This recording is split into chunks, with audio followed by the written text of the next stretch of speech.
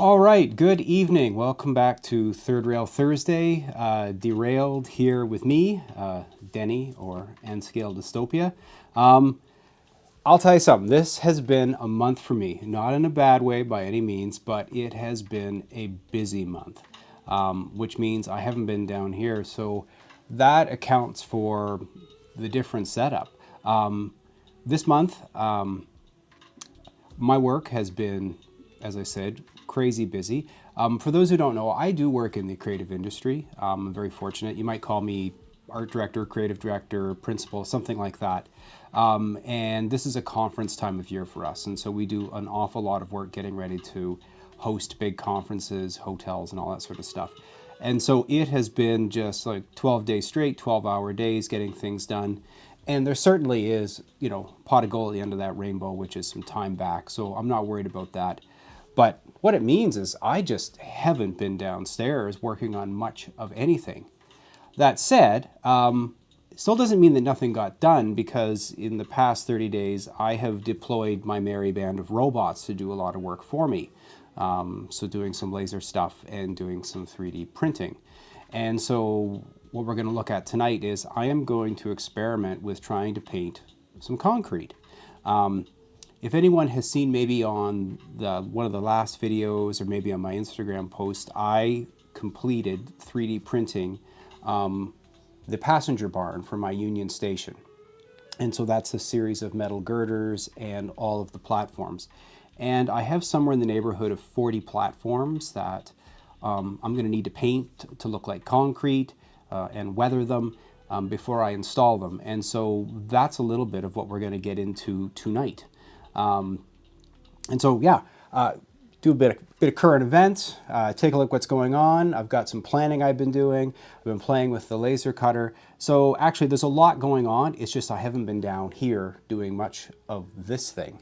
The other small complication I have is that I don't have any track. I use Pico Code 55 and it goes out of stock pretty quickly. And so I'm waiting for my good friends down at OVR to get some more in stock, and then I'll be making the trip down to Tilsonburg.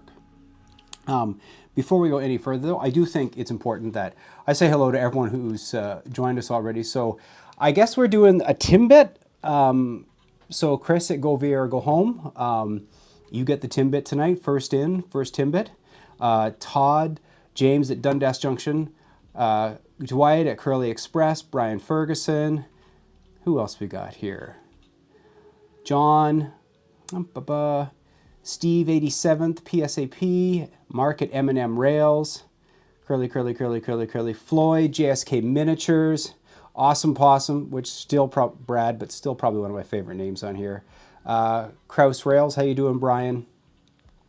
And and I think that Chris May, how you doing, buddy? John, Bubs, Robin, Floyd, and another John. Anyway, as I said, we're going to do a bit of work on that. But I thought one of the things I might start with is a little bit of gratitude. There's been some stuff that's been happening online, and if you're not part of it, just don't worry about it. But it seems to me that maybe there was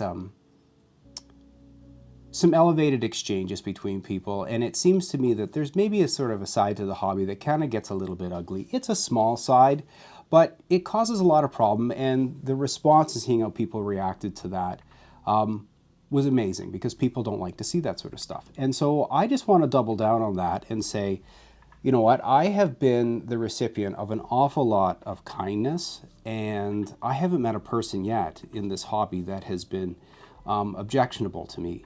And so I just want to take a minute and say, first of all, anyone who's joining me tonight, thank you very much. I do appreciate that. It means a lot to me that you guys are extremely cool, and you hang out and you ask questions and you joke with one another, and it's actually really fun. Outside of that, there are other moments that I'm really grateful for, that I've had these sort of weird exchanges where I've gone to hobby shops and shows, and people recognize me, which never in a million years did I think that was going to happen. And I strike up these great conversations with people, and I mean it, great conversations, and I make new friends. And, I can't thank you enough for where that's at, because what an awesome outcome. I've actually got some members, and I want to do a shout out to you guys as well, because it means an awful lot to me that there are a few people out there who are kind of like, hey, you know what, you're worthwhile. We're going to throw a little something your way. And that means a lot to me. And finally, some of the interactions that I've had this past month alone, I got in touch with, well, I guess 3 people. The first one was after my live stream last time. I was talking about how I was super excited that I was adding Stewart Yard to the layout, and now I had a great excuse to go get some freight cars. Not even 24 hours later, someone, a gentleman and his son, who I had actually met at the Homes Tour last year, reached out and said, hey, you know what, we've got some leftover stuff if you want for your yard. And I was like, seriously, what would you like for it? Or how can we work something out? And he says, no, it's on me. And he was rolling through town and he dropped it off.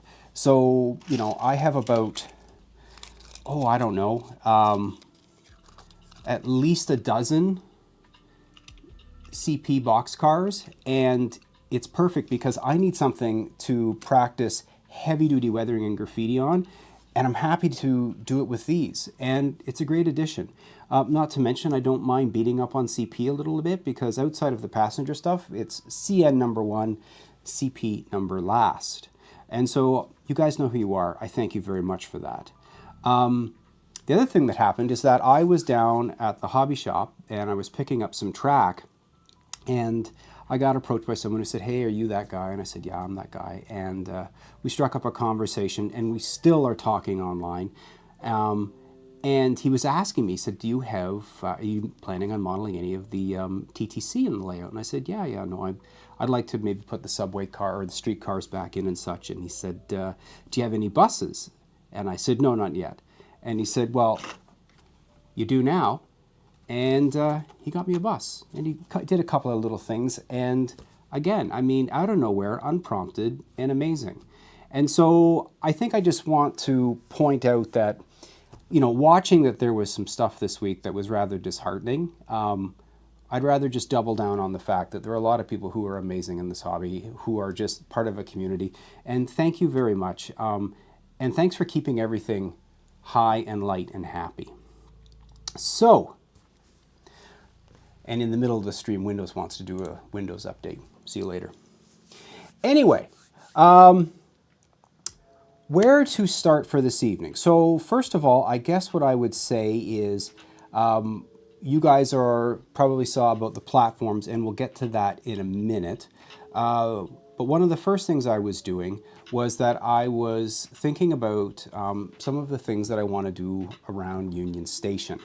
I've got a wonderful big passenger yard, and I'd set it up and I took a look at it, and I'm really happy with it. It's coming together the way I hoped it would. And then I wanted to put some structures around it. And so that was the nice thing, as I'm setting up shoe boxes and tin cans and trying to visualize this. And this is one of the examples where I said, you know what, while I'm working, it's not going to take very long for me to mock up some buildings. So I decided that I would make some mock-ups of some stand-in buildings with my laser cutter and just some black foam core. And so one of the things that I really wanted to add to the layout was this wash bay. This can be found just right down at the service yard at Mimico, the Via Rail service yard. And, a great building. I'm not going to necessarily say easy to build. Nothing's, that easy. I want to do a bit of a shout out to one of my friends, another act of kindness, who was able to say, hey, listen, you know what, I can get in there. And so now I have a whole series of interior photographs. I'm not sure if I'm allowed to rip the seal off that confidential document necessarily, but it's a building that I want to model, and now I know inside, and so I'm all excited about maybe doing some interior details and such. But one of the things I thought is that, okay, so why don't I laser cut the building and see how big it is. So while I was at work doing my work, I said, okay, well, let's knock out one of these things. And this is about a scale dimension of that building.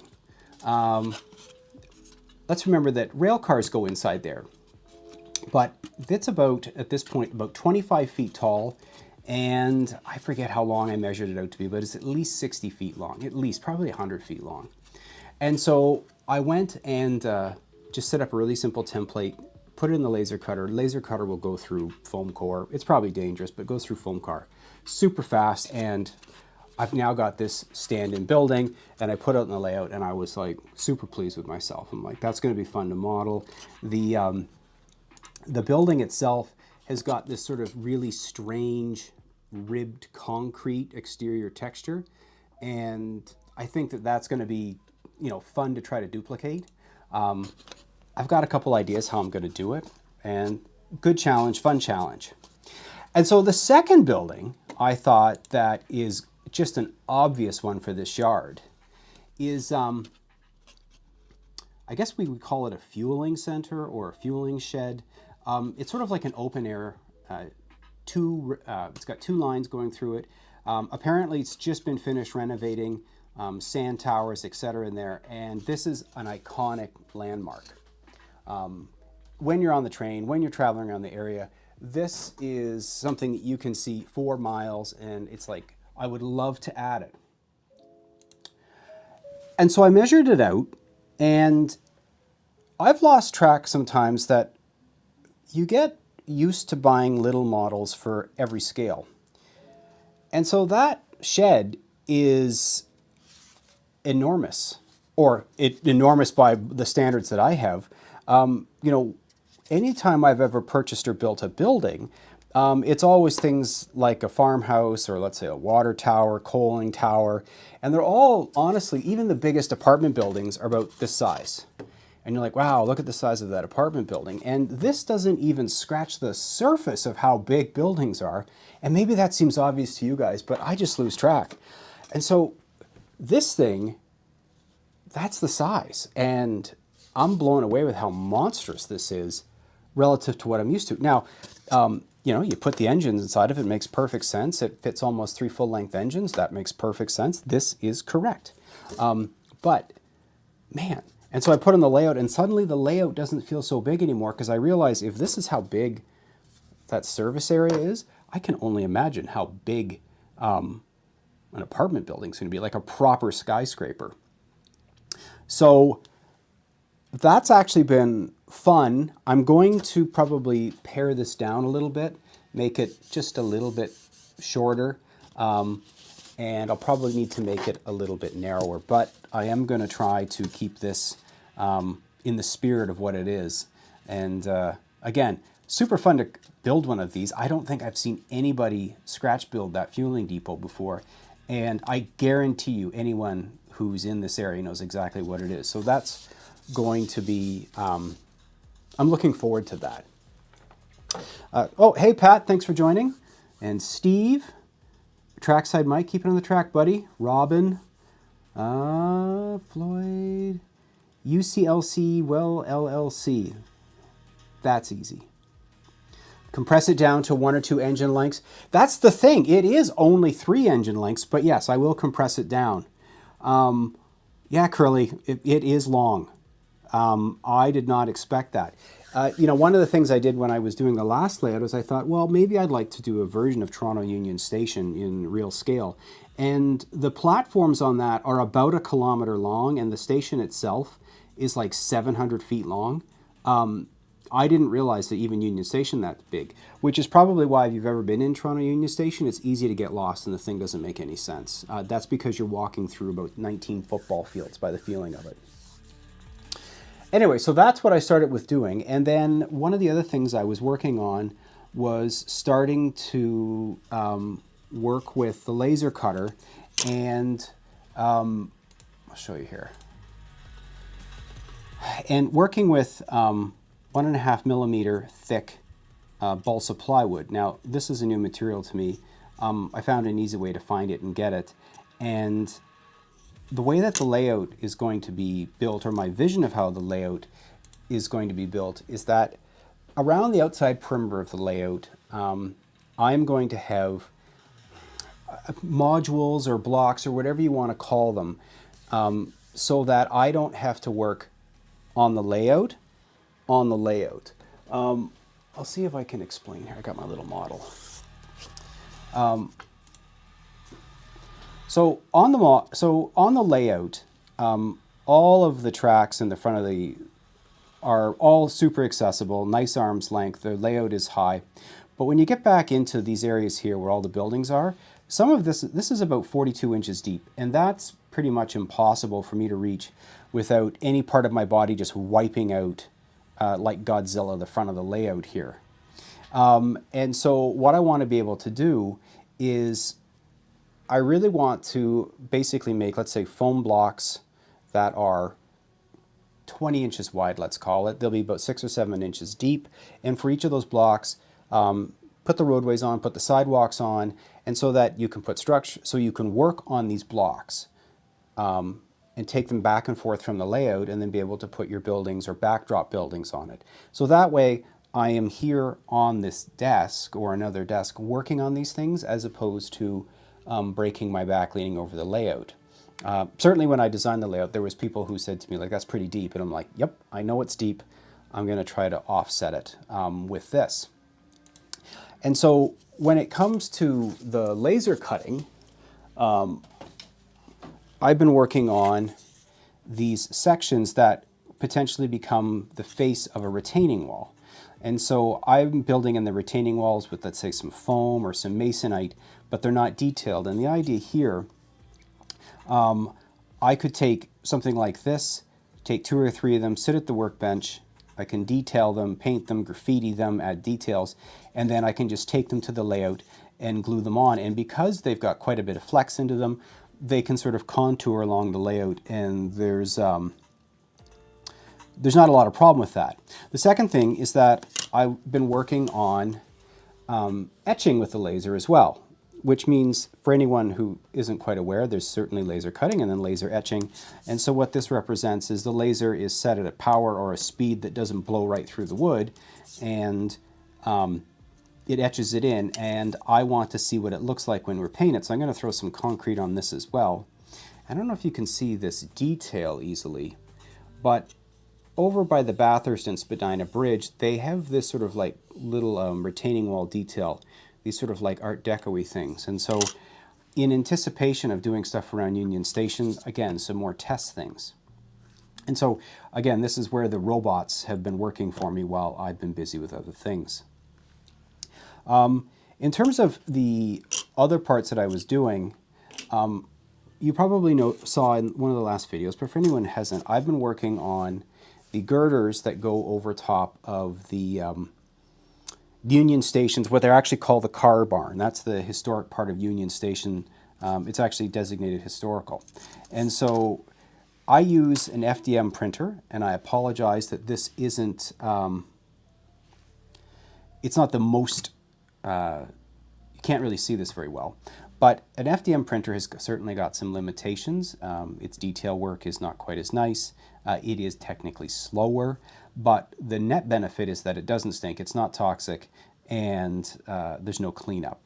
And so one of the things that I have done is that I've created a 2-sided girder that slips together, and that allows me to create these girders, and I have now printed 30 pairs of these girders. And then what I'm working on tonight is some of these station platforms. And so again, these are printed this side down, so the 3D printer goes like that, and that's where you get a fairly smooth surface. And then it's got these, I don't know if you can see totally, but these little access holes, and the girders just fit into them. And so I can line up all of the platforms and eventually add each of these to create the station platform. And it's worked out really well. I think I've either done 60 or 80 of these. And so as I'm working at work, I just throw these on the 3D printer and I just keep going. So I've actually accomplished a ton. I just haven't been doing any of the work. By the way, with grayscales, you can do a little relief, yes. So Ravenson Express points out that yes, with grayscale you can do different sort of, it's not so binary, you can like burn in beautiful portraits and such. Looking at doing a transition passenger train CN54 scheme, but add some newer VIA stuff. Oh, Dundas.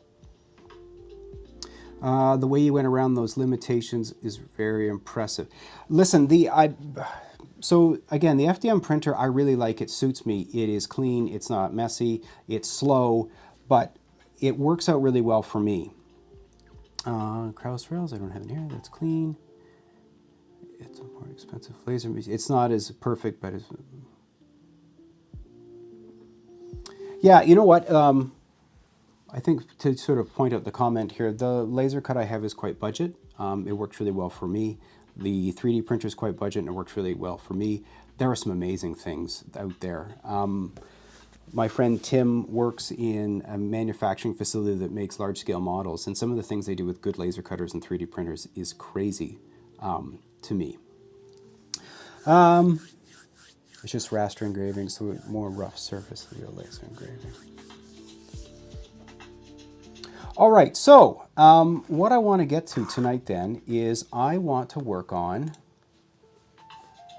painting up these passenger platforms. So off the printer, this is what they come out looking like. I forget what filament I'm using, but it comes out with a fairly flat surface because, again, this is being printed bedside down. You can probably see that the top surface is pretty junk. Have you checked out Little Canada in their open shop? Yes, I basically pressed my face against the glass and watched them work. And so this is how these come out of the 3D printer. I print them in pairs so that in case the print fails, I'm not losing too much. It probably takes the better part of 45 minutes or 30 minutes, 34 to print a pair. So they go quite quickly. And what I've done is I've just put a quick coat of cheap acrylic primer on them. And already they look a bit better. I've primed both sides.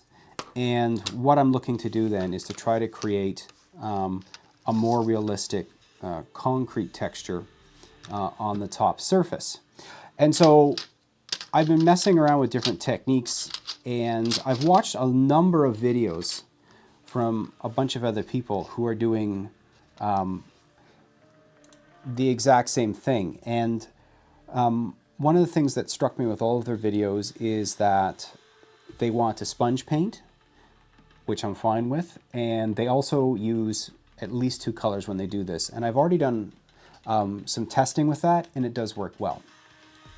I think if I was going to backpedal a little bit about doing stuff for this railroad, I'm fortunate, you know, I've got an airbrush at my disposal, so on and so forth, but there are a lot of times that I actually don't want to be down here in the basement. It might be a nice day, it might be something on, you know, kids might be running around, and I want to be able to work, not necessarily down in this dungeon. I want to be able to go upstairs. And so I'm trying to revisit the idea that there must be really simple ways to do some of these things without needing special tools. And so this concrete exercise is part of that, which is to say some craft paint and a newspaper, and I can basically paint dozens of these things up. Same thing goes with the idea when I was talking about the modules for the cities, all those sorts of things. I want to try to be able to not necessarily always relegate myself to this space. And so that's what that is the goal here. So with these, number one,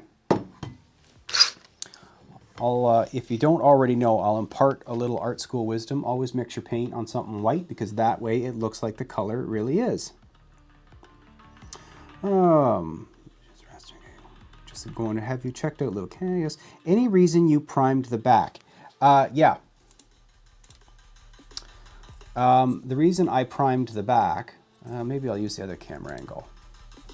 So prime the top, prime the back. The only reason was because I wanted to get some primer on this lip. That's all it is. The FDM print is actually a bit shiny, and so I just hit this real quick. Most of this will be hidden. The ballast is going to come up right underneath that edge, but that is the plan with that. So the colors, I also am going to have to paint 3 acres of concrete on this layout.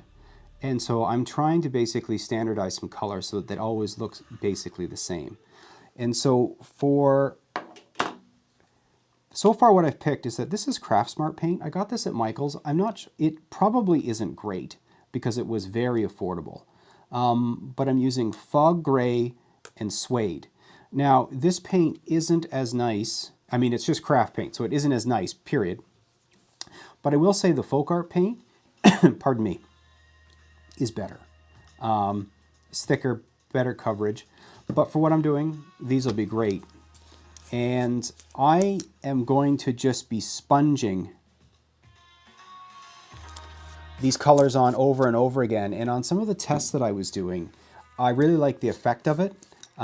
It looks mottled and it looks like it's got some depth to it. As you may have probably found in your own travels, when you just spray on an even coat, it doesn't have a lot of character. And this lets me, it just gives it a better, a more realistic look.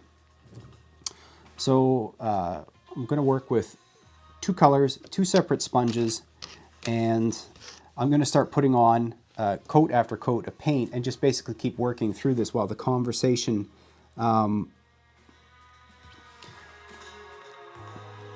just going to go at it. And so this is the darker of the two colors. Pardon me. And what I found also when I was playing with this is that I need to let this dry so that I'm not necessarily blending the two colors together. And so nothing fancy or special about that at all. And I'm not sure if a finer sponge would be better. You know, like the sponges with the abrasive green sides on them, or the tops on them. Those are a little finer sponge, or a sponge brush might work. But this is what I had. This was a failed experiment in drywalling when I was told you could smooth drywall effectively with a sponge, and that wasn't my experience.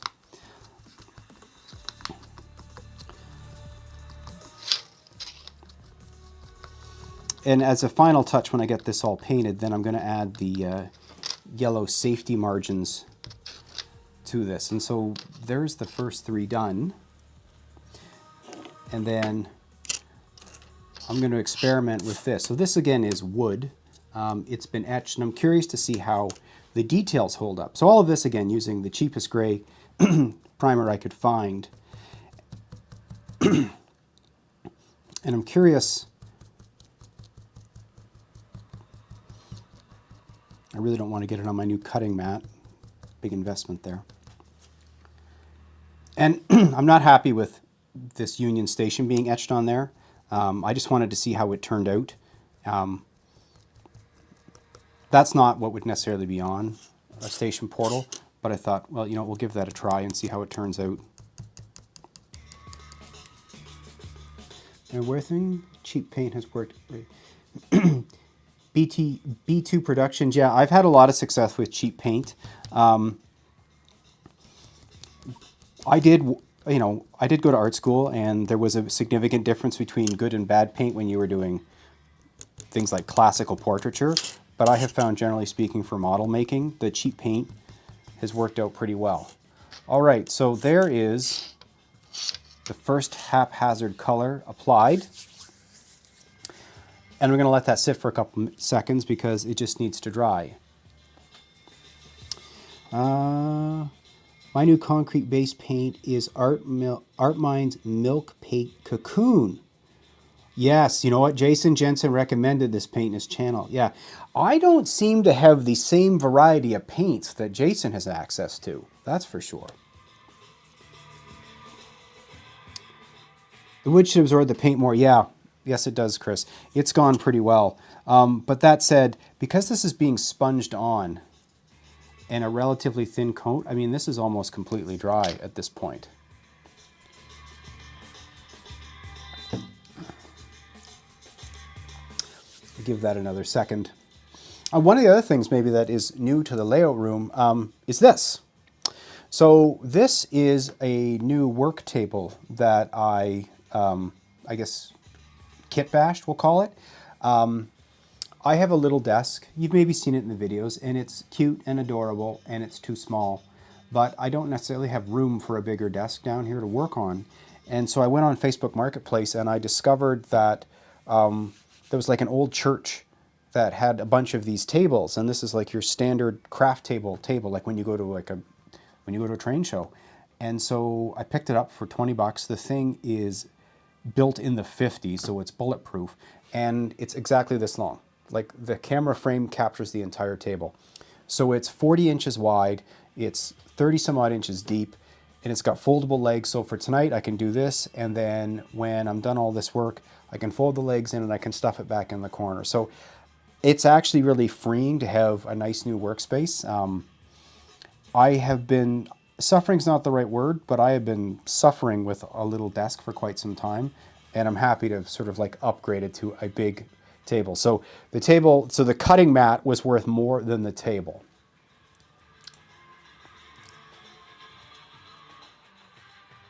Let's see. Yeah, I definitely didn't mooch at classical painting in art school, but did learn about the importance of quality paint. Yeah. Again, to nerd out for a few seconds, the difference between good and bad paint is the concentration of pigment in it. And so when you get into buying good paint, there's a difference in price for each of the colors because, you know, something like cadmium is different than cobalt. All right, so that was the dark color that went on first. And now I've got this light color, which is the fog gray.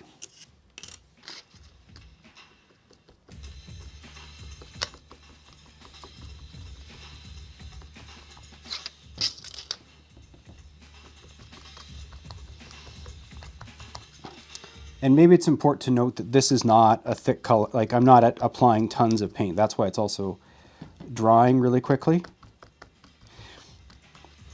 And one of the limitations of my setup for tonight is that it might be rather difficult for you guys to see how this is turning out. Oh, that's not too bad. So maybe it's for N scale, that's maybe a little bit too rough in terms of the color variation. But when I was doing my first test piece with it, the more and more I went over it, the finer the detail became, and it looked a lot better.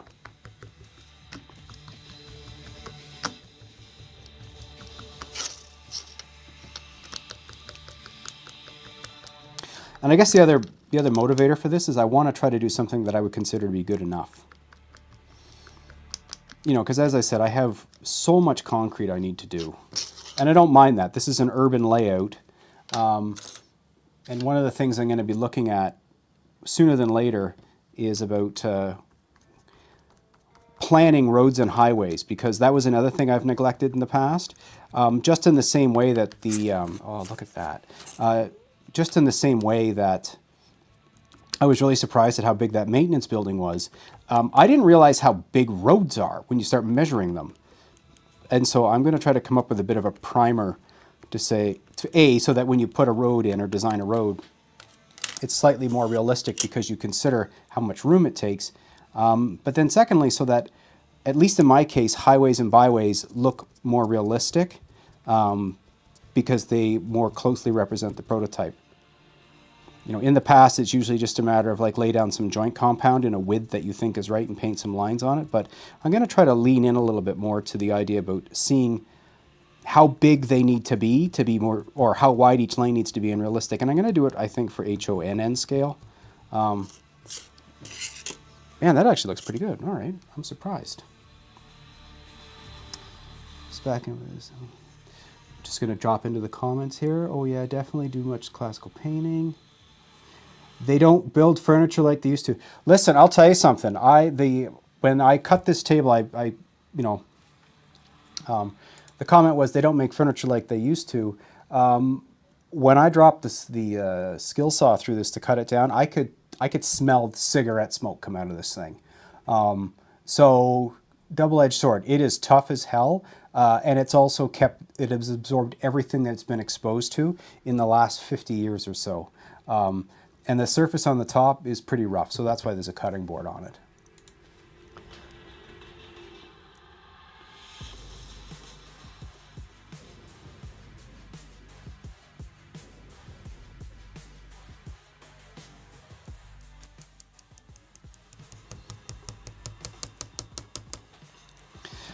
Yeah, I have to, already this is, I'm sort of pleased with this already.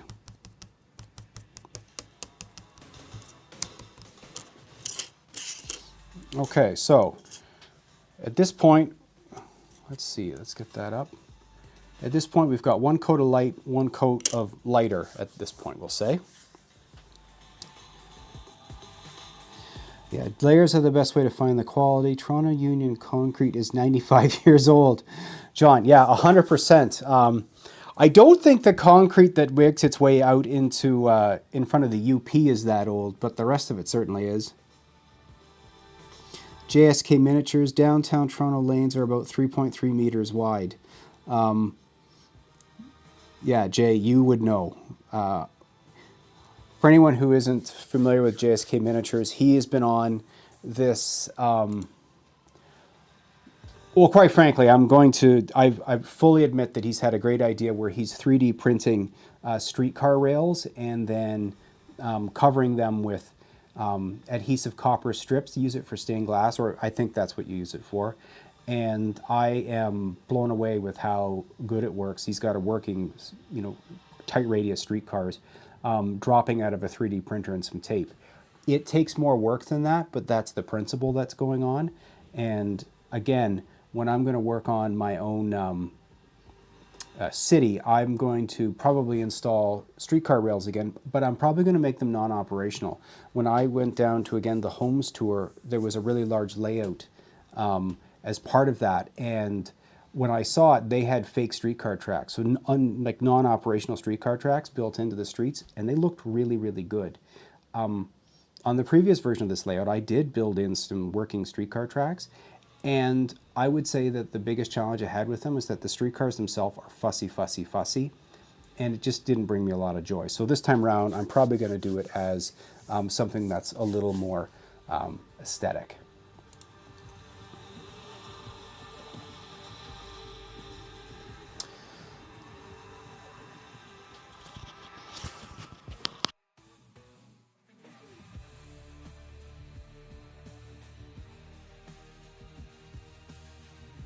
Okay, so I am going to now add back the dark color again on this.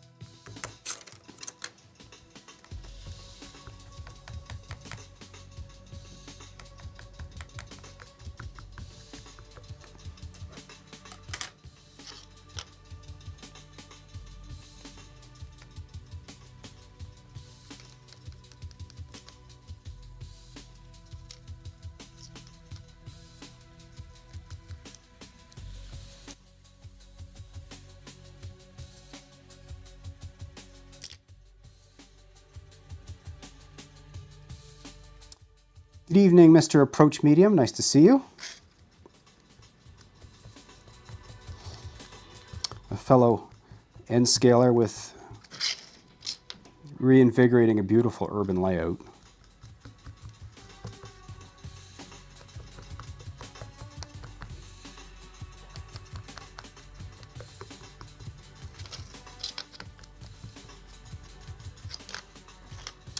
All right, so that is the second round of the darker gray. And so I'll let that sit for a few minutes as it cures.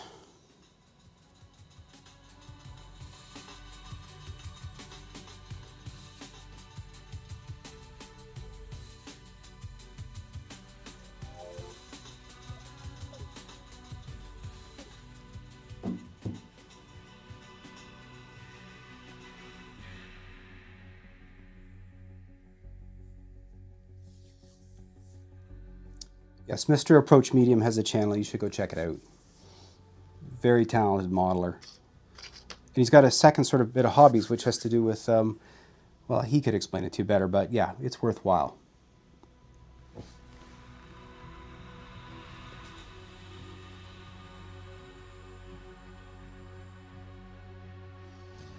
No, you're not hijacking anything. We had, there's nothing wrong with, there's nothing wrong with the odd little shout out here and there. Okay, so this is still drying out. It is looking better. The nice thing about these cheap craft paints is that when they say they're matte, well, they're really matte because they don't have any pigment in them. They've got no life to them whatsoever. One of the challenges is going to be that when I put yellow on, so yellow is actually a notoriously hard color to work with in the first place. And when it's cheap, it's notoriously more hard to work with. So we're going to play with that for a little bit.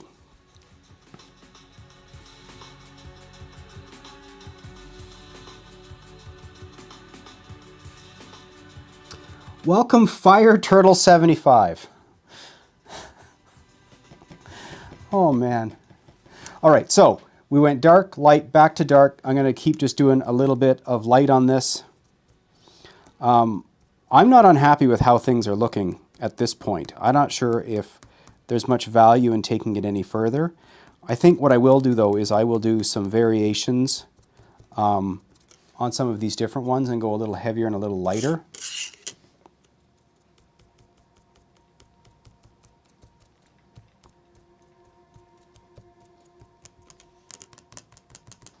Now, one of the things, I don't know if you've noticed here that I'll have to correct, is that so I've been applying paint on this face and this is bare wood. And so already it's warping pretty badly.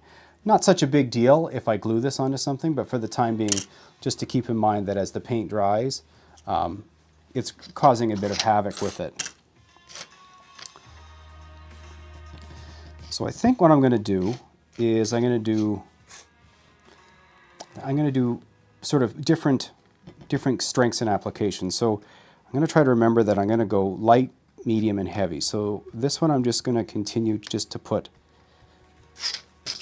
just a little bit. I'm not sure if it really shows up on the camera very well. The surface of this certainly does look more concretey than I expected. It's not bad.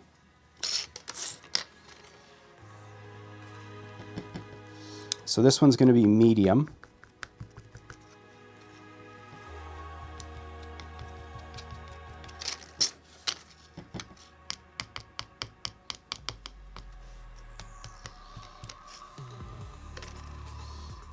And then I will do a heavy.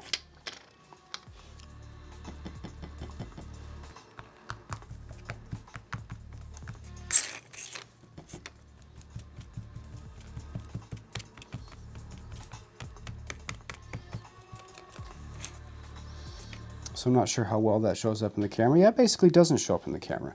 So this one's got a real heavy application of white paint. And the lighter the concrete gets, the dirtier it gets. Maybe I'll just put in a little bit of white back on this one.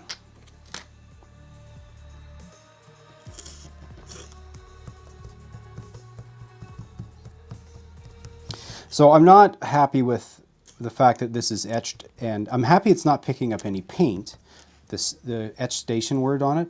I don't want that though. It looks a little, it looks toy-like to me, so I don't want to maintain that. When I do these again, I'll do it with a different approach.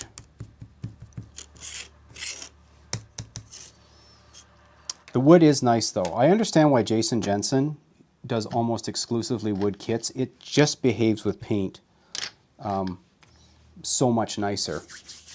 Okay, give that a second to dry. And I need to decide if I want to do any more than that.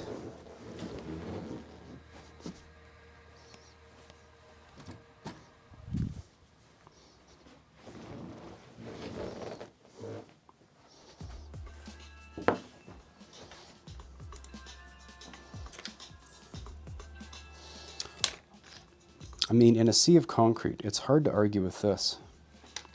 So I don't know if I want to do anything more or if I'm going to leave it at that. I think I'm going to leave it at that. So let me see. So I'm going to leave it like that. I think it looks good. It's difficult, obviously, with this camera to get it figured out, but it does look actually pretty decent. And to go from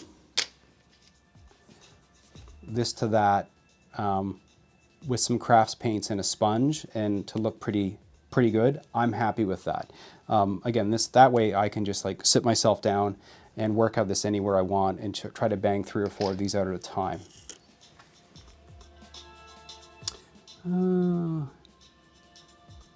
I usually throw down scrap cardboard on my cutting mat. So yeah, that would have been a good idea. However, because it's cheap craft paint, this will come right back off. But yes, words of the wise. Wood is porous, so I take the paint applicator better. Yeah. Hey, B and Ironwood, how you doing? B2P Productions here. Johnny Knoxville. Approach Medium. Are these 3D printed platforms? Yeah. Let me sort of see if I can't. So this is the platform, and they were printed upside down. So this is actually the top side, which is why it's rough, and the top of the platform was printed onto the bed surface, and so it doesn't have the same striping and lines and filament head marks. So upside down, peel it off, right side up, and experimenting with, let me see, can't really see it, with some of the gaps. So it printed the first layer with gaps and then filled them back in from behind. And they accompany then the station girders that then slide into the holes built into the station platforms. All right, I think what I want to work on here next then is starting to put some of these warning stripes in. And then the final step will be that I'm going to do a bit of weathering. So let's get these off to the side. I'm going to move him away. And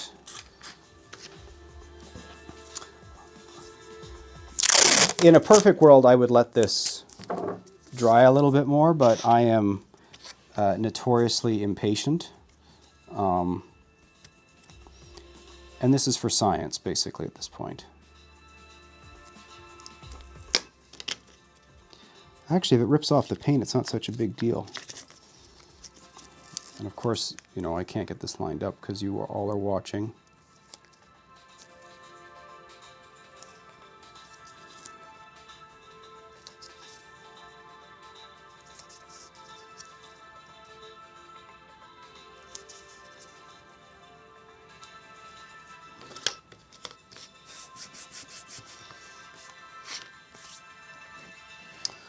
All right, let's get this turned around.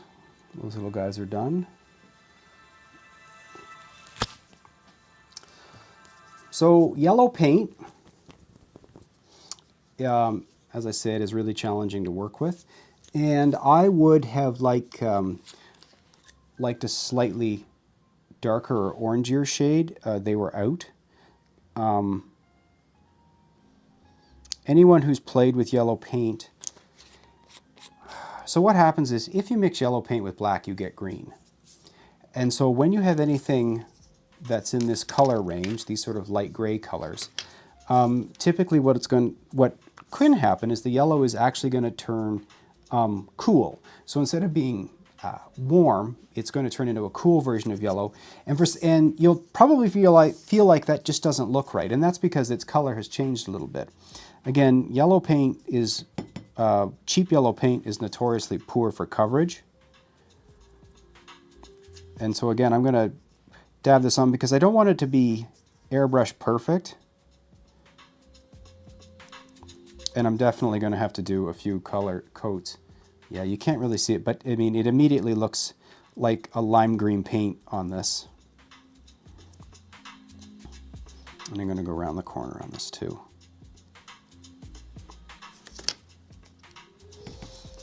And I don't want to put it on too heavy because I don't want to fill in any of the little expansion cracks that I built in. And which one of these two do I want to do? I think this one looks better, so I'll do that one. So of course what'll happen is I'll do about 40 of these things for the layout. Any of the ones that aren't underground, the best ones will be at the front of the layout and the terrible ones will be at the back of the layout. And so that way I can convince people that I did an amazing job on all of them.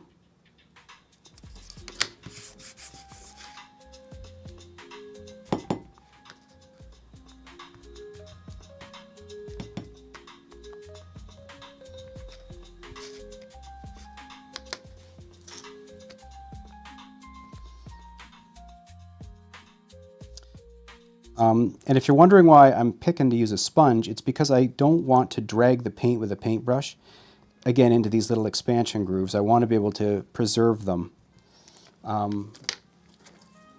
because that way I don't have to draw them back in. You know, you can't do, the filament printer isn't going to ever compete with a resin printer for details. So if I can just maintain some of the bigger details, I'm okay with that. So what do we got going in here?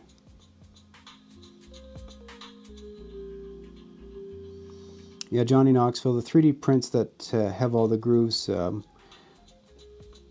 God, those are impossible to paint. 100% they're impossible to paint. Basically, to that point, the things that I do with the 3D printer, the only surface that I want to have visible is the surface that's bedside. Or any surface that's exactly the same width of the filament, if we want to geek out for a minute, because that'll go down smooth. But anywhere where they do fills, yeah, they don't look very good.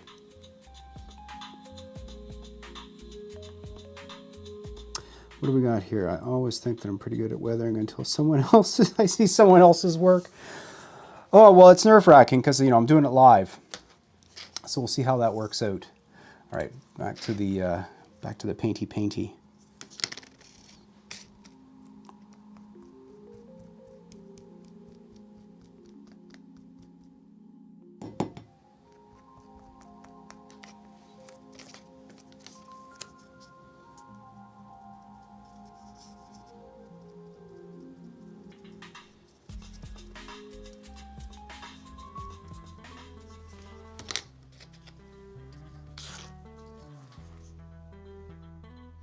It's live Bob Ross.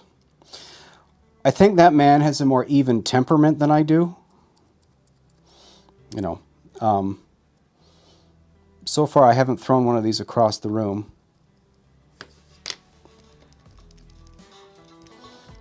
And Bob Ross had way better hair.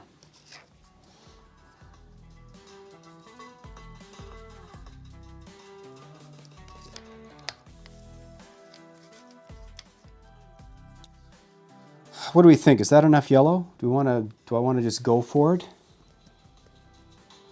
Bob Ross made the very first ASMR videos. Yes, I'm glad he didn't have some sort of breathing problem or they would have been very uncomfortable. Yeah, Mr. Approach.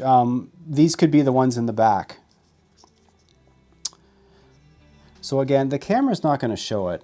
There's going to be no way to do it, but where the paint is thin here, it looks kind of green. Yeah, I'm going to do one more coat.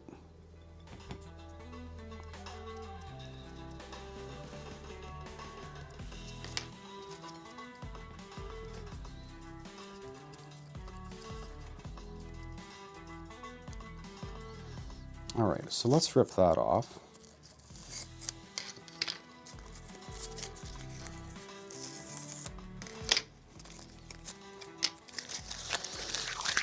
Actually, that looks okay.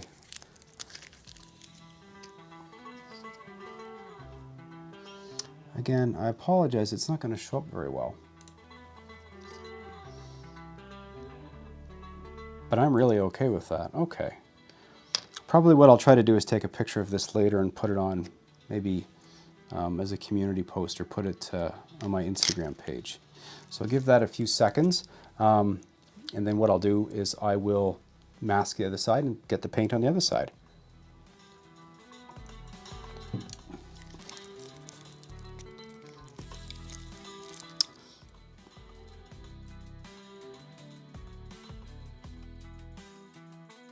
10 out of 10 would stand behind the yellow line. It's not that big. All right, so let's get out some more painting tape and do the other side then.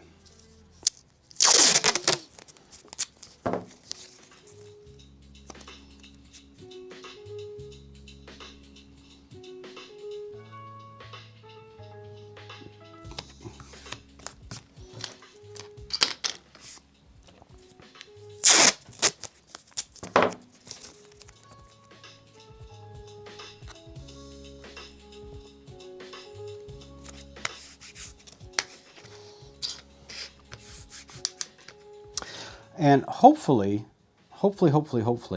when I'm done all the painting these individually, it won't be such a big deal to install them. That's the hope I have. There's no doubt that I'm going to have to glue them individually, put the railings in or put the girders in, and then weight them all with, you know, tins of Diet Coke or something. I think I need more paint. And then hopefully it won't look like a cat's belly.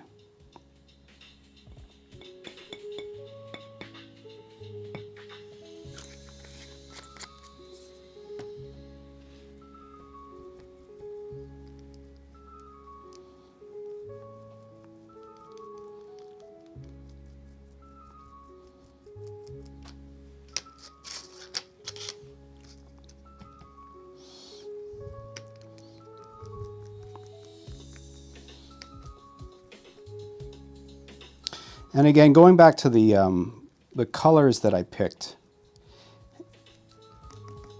it would be my recommendation that you pick two colors that are close. So what I mean, and what I mean by that is they are tints and shades that are quite close in color, as opposed to having a really drastic difference in them. I'm going to be trying to do some pavement, and again, I just went out and bought two grays that are really close in terms of tonality, so that it does give you some of that texture. I've tried it before using high contrast colors, and it looks like a sponge painted bedroom from the 80s, which translates into super ugly. And so keeping them close together just gives it, a visual texture that makes it seem more real. Let's put it that way.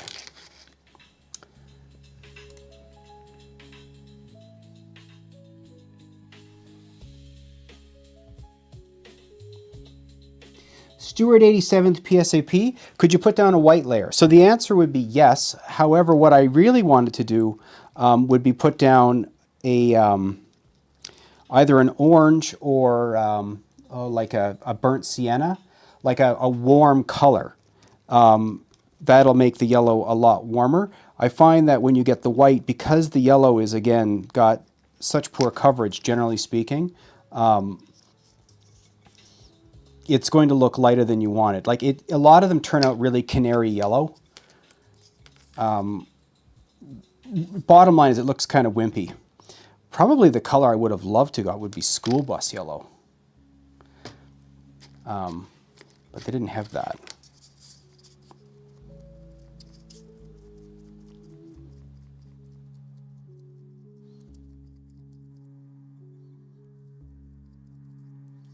All right, probably one more quick coat of that. A little bit of a reprieve here. Let's see what's going on in the chat here. So it says, we have a sponge painted kitchen and it's horrible. Oh, Fire Turtle, I meant no disrespect. My apologies to your family. Safety yellow is usually sort of orangish. Yeah, I agree with that as well. Good night, Floyd. Thanks for popping in.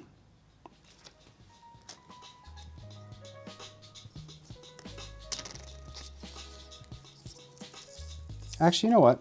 That looks okay. Let's wheel this over.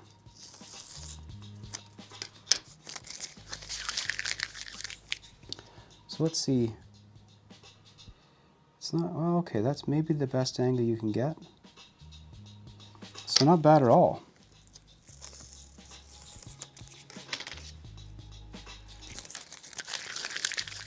Okay.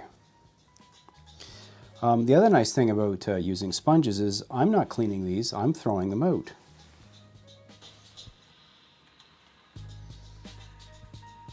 Thank you very much, Mr. Approach. That's very kind of you. Appreciate that a lot. And have a great night to you as well. All right. So now that these are done, I'm going to do a bit of weathering on them now. And one of the things that I've got a ton of, and admittedly I'm not sure where I got them, is, I guess you might call them pastel chalks, but they're not pastel in terms of oil base. These are just literally the equivalent of chalkboard chalk. And I've got sort of a spectrum set, meaning it's sort of a rainbow with the addition of some grays and some whites in there. And so what I have found in the past is that weathering with black is a lot of times too aggressive. And so I'm not sure if you can see, but this is actually, we'll call it a charcoal color. It might be what they would call 60% black. And I've been messing with this color of chalk on other things, and I like the way it behaves.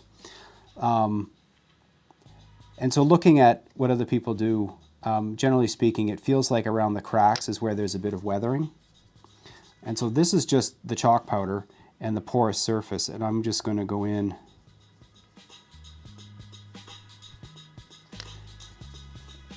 and just apply it around the seam to start.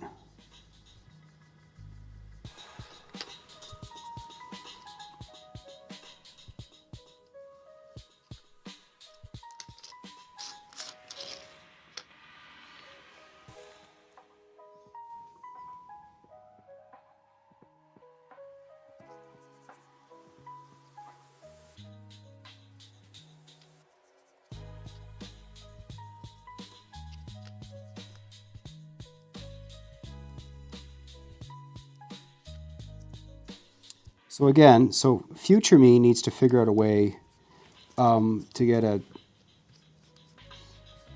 $2,000 camera in here so we can see how this looks. So let me know if that even shows up for you, but I do like the way it's starting to look. It now looks a little more like that's where the bubble gum and the lost jewelry is hiding.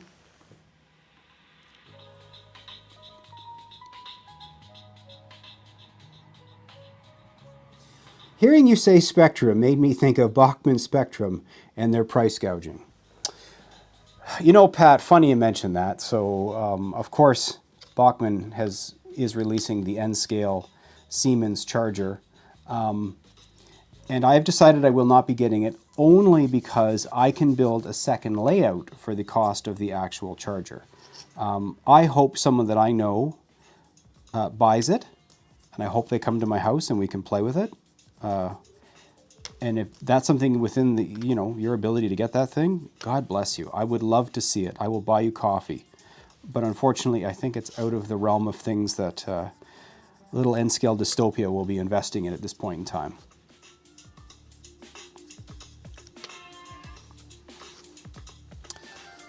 So, honestly, that's sort of notched it up quite a bit. I'm thinking go via or go home. Worth it, though. Kris, you are a terrible influence. Which is a great segue. So, speaking of terrible influences, so again, this is Third Rail Thursday. I'm part of a rotation of a merry band of train idiots that flood your YouTube feed every Thursday night. And we've got an ongoing rotation where I take on the first Thursday of every month. The second Thursday of every month is Kris at Go Via or Go Home.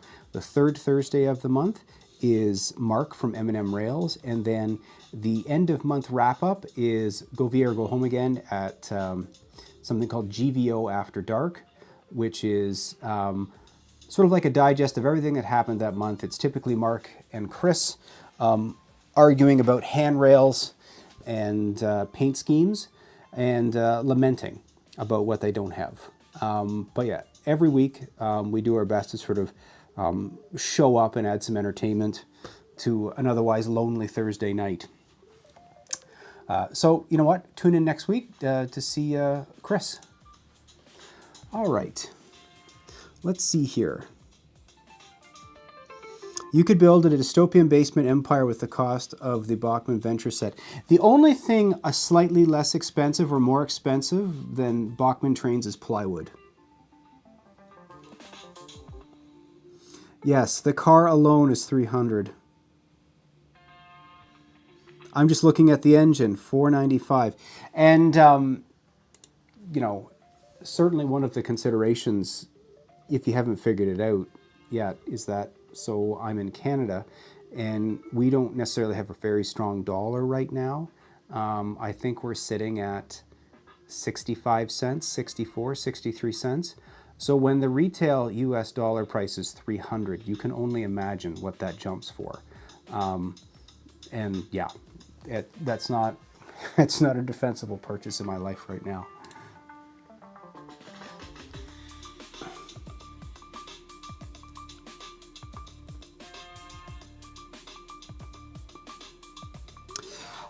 Yeah, so as Kris just mentioned, he wants the Lumi car. Yeah, 100% I would like that as well. Okay, so I've got two here, and I think I like the way they look. So what I'm thinking is I should probably try to screw one of them up by going super hard with the weathering and take it a little bit further. And so I think I like this one the most, so I'm going to now go at this one and start really putting down.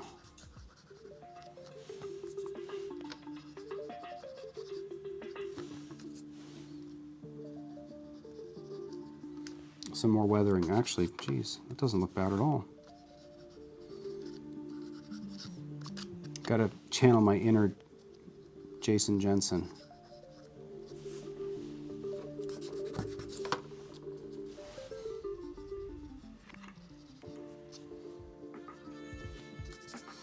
And because this does have a bit of tooth to it, geez, why does that turn out looking a lot better than I thought it was going to? I was trying to be a bit ridiculous. No fear.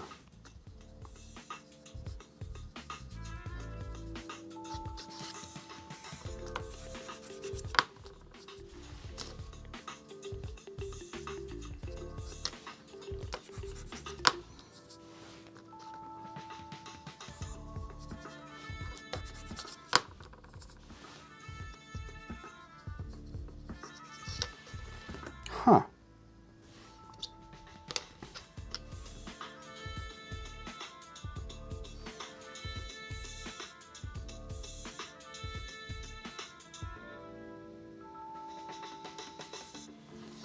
All right.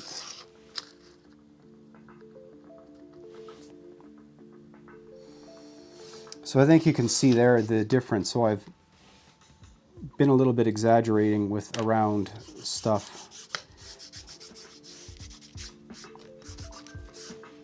You know what? I don't know what you guys think. I mean, I realize the video is not perfect to see this, but either approach worked out really well. So even though this isn't necessarily where I want it to be, let's see if I can't do something with this as well then. Well, actually, if this was a portal, you would get quite a bit of...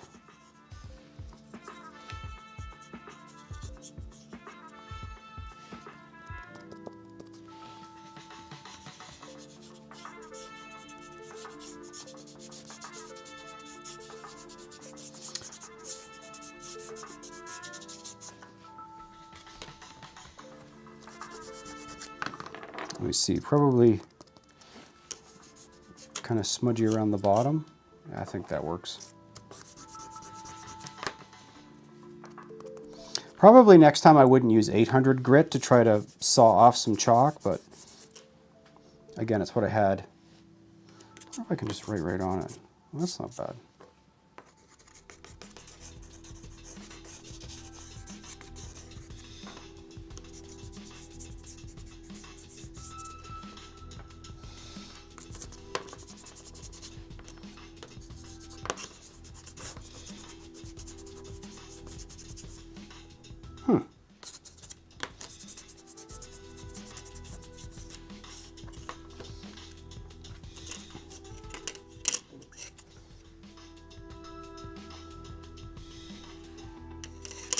I'm actually pretty bewildered by how good that turned out. I wasn't aware that Bachmann made engines more expensive than Kato.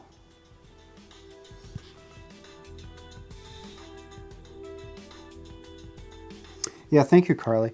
It's interesting. I have a friend who does G Scale, and he's a neighbor in town here, and I visit his layout about once a year. And he's got a very patient household because he's blown holes through the walls, and you know the turning radius on G Scale, of course, is insane. And he goes to the flea markets and he comes back and he sort of laments, I spent a bit too much money. And I said, oh, you know, what'd you get? And he'll pull a, you know, nice little 40-foot box car, not unlike one of these. I'm like, how much did you pay? And he goes, oh, it was 45. And so he can get a G Scale locomotive for the same price as N Scale. Now, he also doesn't, he uses batteries, medical lithium batteries to power his equipment. So he just has a wireless remote and just runs them on lithium batteries, which can be full-size batteries because they drop in. And overall, his equipment cost, so his rolling stock, is less money than N Scale. And probably for that matter, HO Scale as well.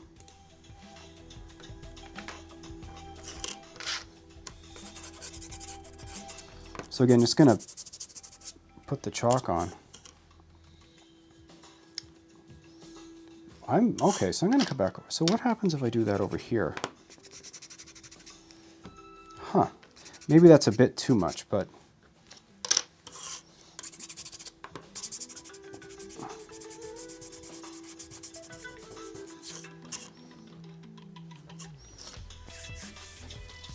I don't mind that.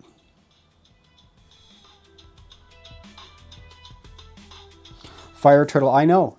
He sits there, he makes fun of me. And he used to be an N Scale guy, so his total cost, so my friend Hans, so his total cost for railroading hasn't changed. He went from N to G, and he loves it. All right, so. Oh, what do we got going on down here? They can use plastic tracks. PSAP, no, this is a Canadian layout. I didn't catch that comment. Yeah. G-Scale is surprisingly affordable except for the space, right? And that's why, I mean, it goes around the furnace, it goes around the hot water heater, he's cut holes through the concrete. You have to think quite differently when you want to start blowing holes through things.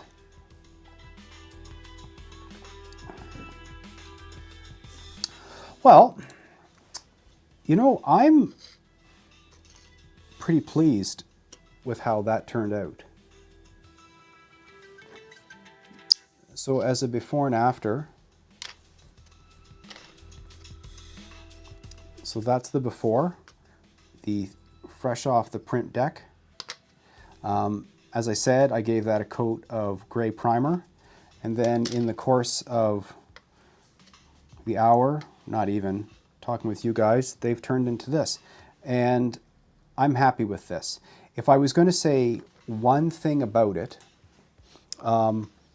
it's a bit cool, which is perfectly fine. One of the recommendations, or one of the things I found, not recommendation, you can do what you want, but one of the things that I found was that if you go to Google Maps and you go to satellite view and zoom in, that's probably the best example of sidewalk and road colors you'll get. In fact, what I did was I zoomed into West Harbor Station, which is newer concrete, took a screen capture of what I saw, and then I went into, as I said, Michael's, and then sat there holding my phone with my glasses on, and it's like, yeah, that's pretty close. And so these colors are picked based on the photograph that I saw, or the screen cap that I did.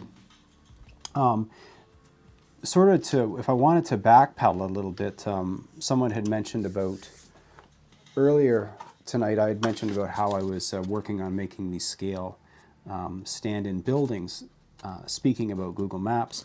And so one of the things you can do in Google Maps is that you can go to a satellite view and you can right-click and you can take measurements. And I'm not exactly sure what the accuracy rate of the measurement is, but it's not terrible at all. And so a lot of this measurements were done using Google Maps, and it's expressed in meters and feet.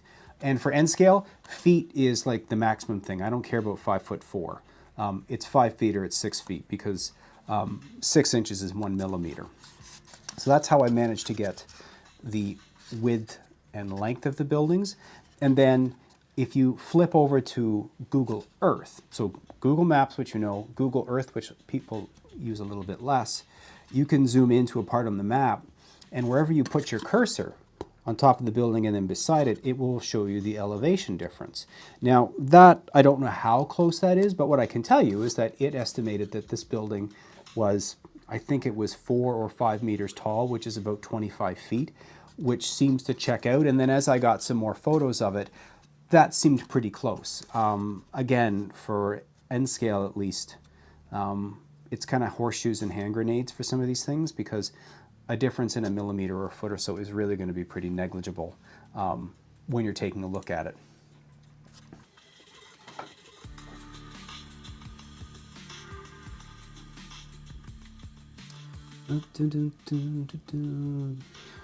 Looks great. You know what? I am pretty pleased with this. And I didn't like this engraving at first, but it actually looks a bit better. So let's see if I can't make that a little dirtier. And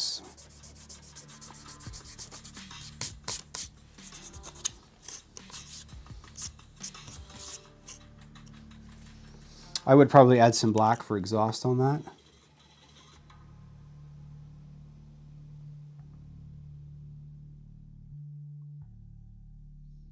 Huh. Yeah, you know what? So if you consider, yeah, thank you. So in terms of speed, yeah, one of the things that I probably will, in my mind, one of the processes is that as I'm working on different sections of the layout, I want to be able to do like a retaining wall, like I'm doing here with you tonight. Just sit down, television's on, and just work at them, and then add some graffiti, add some vines at the workbench, and then put it all on and just put it on the layout. You know, save my back and every other part of me the aggravation of having to lean over and try to do things in a contorted position.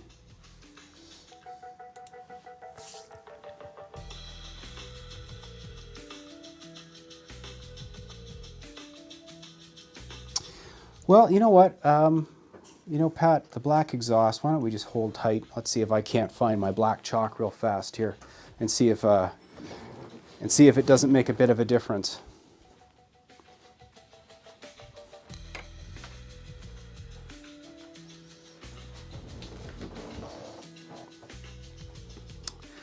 All right, black. So I don't want to sully this incredibly small piece of sandpaper.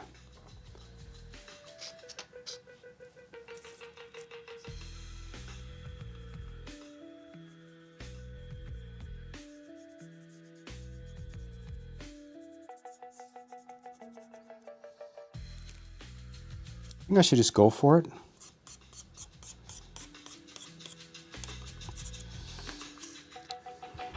And so for the HO guys, this is actually a double track. That's how wide this is.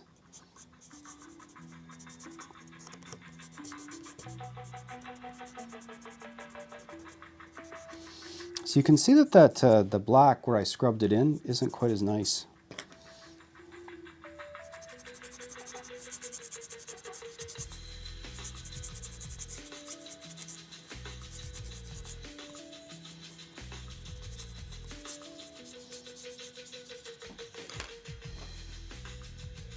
I don't hate that. Saving your back is always the best option. I'll tell you something. Every year that goes by, I believe in that more and more. A fire turtle, by the time it's in place and trains running by. You know what? I think ultimately I'm going to call this a win. I'm happy with this. One of the things I keep learning is that so long as everything gets a little bit of treatment, the sum of the parts, everything looks great. I don't need to go any further than this, and when I install it, you know, I'll be happy with it. Not to mention, this was actually a fairly enjoyable exercise. Like, I enjoyed myself, and you know what? I'm happy with the way the yellow turned out. Oh, I was wrong. This is school bus yellow. Yay! I did buy the right color. Okay, whatever. I thought I bought CAD. Okay, so then, you know what? Just to sort of finish this up then. So, as a recap, this is laser cut wood. This is FDM prints. They were all primed with a light acrylic primer, spray can, rattle can. And then both of them have a combination of Craft Smart paint, which is, I think, the cheapest you can get at Michael's. And it's a combination of suede and fog gray, sponged on. I think I did two or three coats of each color of paint. And then principally the weathering was done with some sanded dark gray chalk. And then as one little final touch, a little bit of black, just to see what we could do to that portal. And you know what? The more I look at these, I'm happy with them. That turned out. I'm happy with that. So what this also tells me now, though, because I've been thinking about this, is that when I build the city, please hold.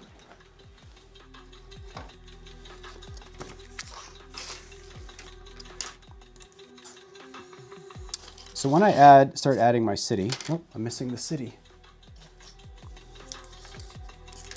Here we go. I'm going to have a series of different highways, and at this point, what I would like to be able to do is to just not necessarily 3D print platforms, but laser cut the sidewalks. And at the speed that the laser cutter goes through this 1.5 millimeter plywood, and the depth that I can etch pretty easily, I should be able to create the equivalent of these as sidewalks for at least 1, 2, 3, 4, 5. I mean, there is tons and tons of sidewalks that I'm going to have to be able to add to this. And so this is assuring. So that way I can do this because it won't be near as fun by the 10th or 30th or 100th sidewalk, but at least that way, you know, when I've got 15 minutes to spare, I can run down here and bang that out. Well, you know what? This was great. I appreciate you guys hanging out. You know, as I sort of started off by saying at the beginning of the stream, you know, I'm very grateful for the fact that you guys joined me on this, and I know the other guys are grateful for it as well. I think that it's a testament to the fact that this is, generally speaking, a pretty positive hobby, and it maintains that, and you guys, you know, certainly help uplift it and keep it a positive experience. And hopefully, in the next 2 weeks, I will finally be done this work insanity. What's next for the pike behind me then? So I need to wire it. And the only reason it's not been wired yet is because I just want to get the last few sections of track and put it in. I've been very thorough with feeders and such, and so the wiring should go more quickly. The other thing I'm doing that is just totally uncommon is that I am going completely old school, and for the time being, I have a pair of wired throttles that I'm adding. Yes, they're DC. I've got a DCC system I will be adding to this, but they're old school DC wired throttles, like you saw back in Model Railroader in like 1978. And I am obsessed with great big fat toggle switches, wired throttles. I like that look. And I'm really going to lean into that more vintage thing. I've also got tons of signs, you know, sort of like do not enter pandemic area signs that I want to put on the layout and the fascia. And so my guess is trains are running by the end of the month. I'm going to be able to get the trains running by the end of the month. And then that will, of course, inspire me to go buy some more trains, particularly, let's say, one of the Lumi sets that's out there. Before we get going, I want to make sure I just say hi to anyone new here. So many great models from north of the border. They make it like that. Boomer. It took me a long time to realize before I realized that Boomer was on the other side of the continent or the country. And then I was like, I was listening to him talk, and I'm like, you have got to be Canadian with that accent.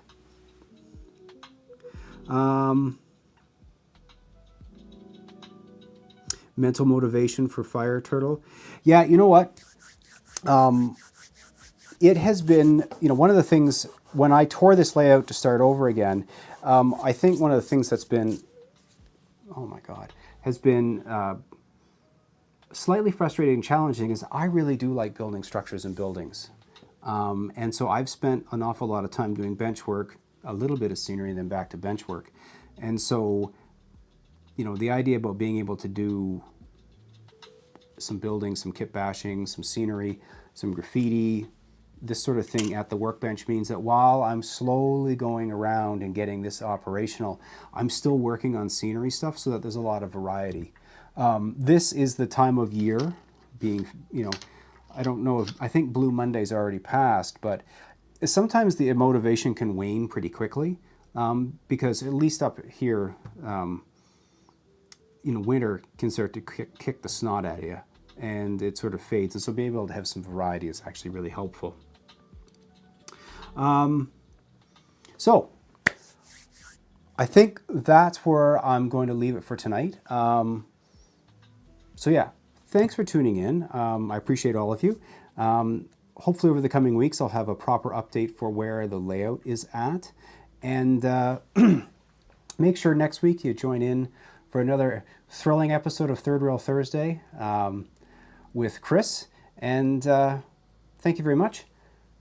See you later, and have a great night.